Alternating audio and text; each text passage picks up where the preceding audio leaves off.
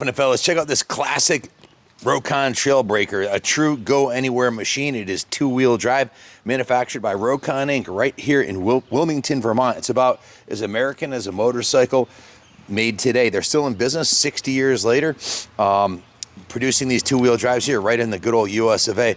This one right here, we've had a whole bunch of these Rokons through the museum. This one's been on display in the museum for about 5 years. It was previously owned by Jeff Heath of Freedom Cycles, and Jeff's getting up there in years and decided to liquidate his collection of Rokons. He's considered a Rokon guru. It was funny, I was on a Rokon forum looking for some advice on where to get a clutch for this the other day, and they're like, call Jeff Heath, the guy that owned it. It was kind of funny. But in any event, we called Jeff, and he knew where to get it, so we put a new clutch pack in it.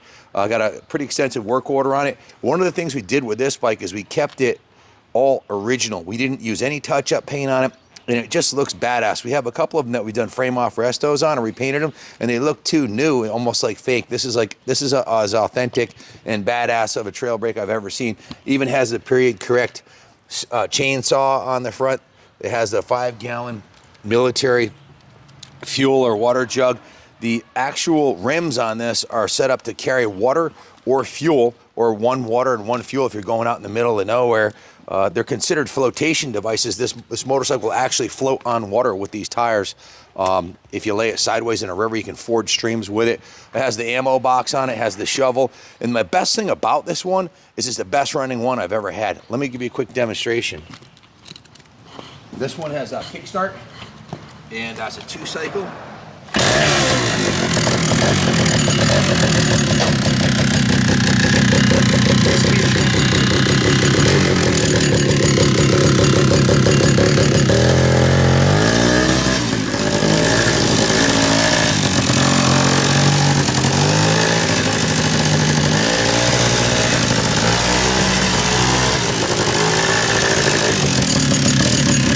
First gear, that'll definitely rip your house off the foundation. And it has a second gear, suicide shift, and it has a third gear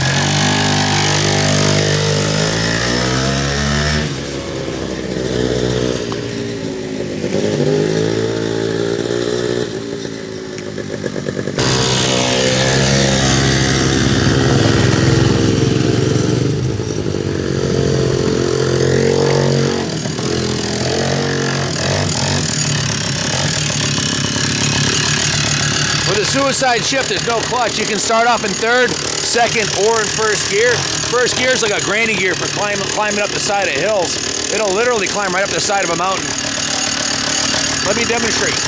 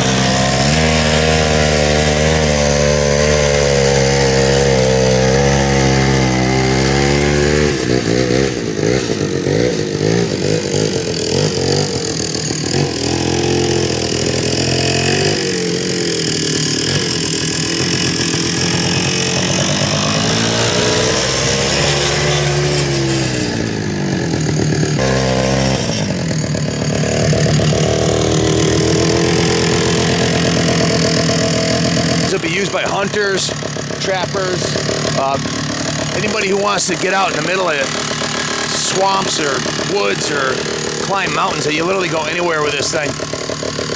It has ag style tires, solid aluminum rims that have hollow inside, solid on the outside. So you can put, I think it's like 4 gallons of liquid in each tire.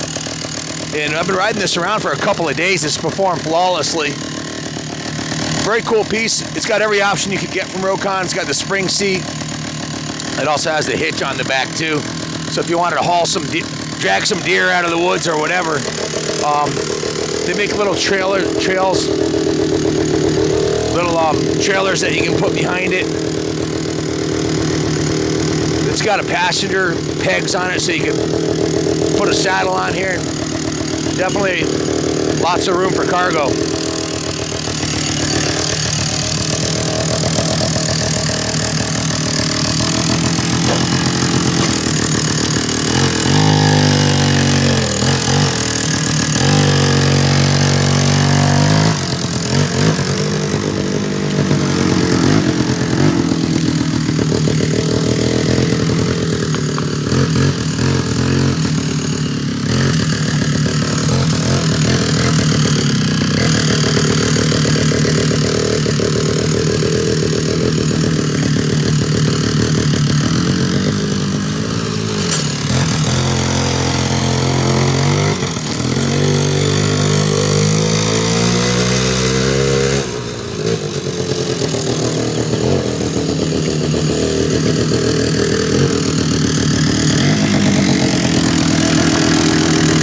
So like I said, we've got some fully restored ones that look brand new, but this thing just has so much character the way it is with the patina on the paint. This is an original Rokon Trailbreaker. It's not been restored cosmetically, but mechanically it's been gone right through it. We put a fair amount of service in there. We'll go over the work order. We flushed out the fuel tank.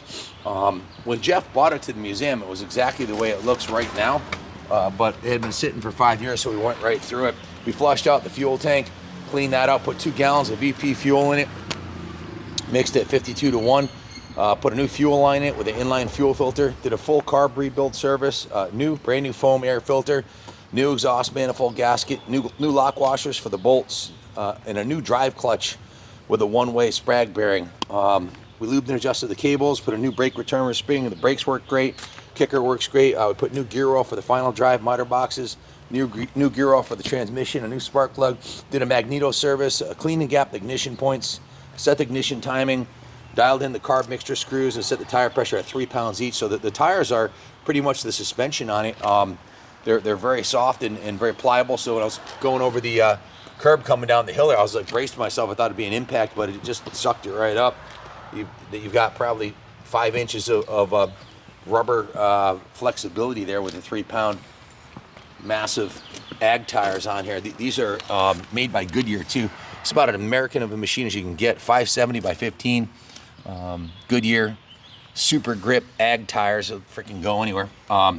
So we've been test riding it around. I've just a few days been riding around the compound here. Junior rode it, I rode it. Everybody's got a turn on it, and it's been performing flawlessly. Has the original mud shield here on the front of the frame, and all the running gear on this thing. It's an all original low hour Survivor that Jeff had hand picked for his Rokon collection, and like I said, we had it right in the museum on display along with some restored ones, and this is the one that everybody would always gravitate to. It just looks badass. Look good in the back of your mini truck, like a Daihatsu mini truck, or in the back in your pickup truck. It's will fit on the back of a camper. It'll go pretty much anywhere. And talk about a conversation piece. Definitely a museum quality, classic, original Trailbreaker. All original graphics and everything on it. So the work order, we had a total of 12 hours labor on it plus parts. It came up to $1,702 that we've invested in it since we resurrected it from its 5-year slumber in the museum here. So it's going up for sale. If you have any questions, give us a call. 860-454-7024. As always, we can ship it anywhere for you, and we offer financing through Freedom Road. And the size of the sprocket on that thing, man, that's the biggest sprocket I've ever seen on a motorcycle, bar none. Definitely the biggest tires. It's a motorcycle, but it's in a class of its own for sure. 2-wheel drive, Just an amazing machine. Hope it goes to a good home. Be happy to leave it here on display if you buy it and you want to leave it in the museum for a while. If you have any questions, give us a call. Thanks for watching, and God bless America.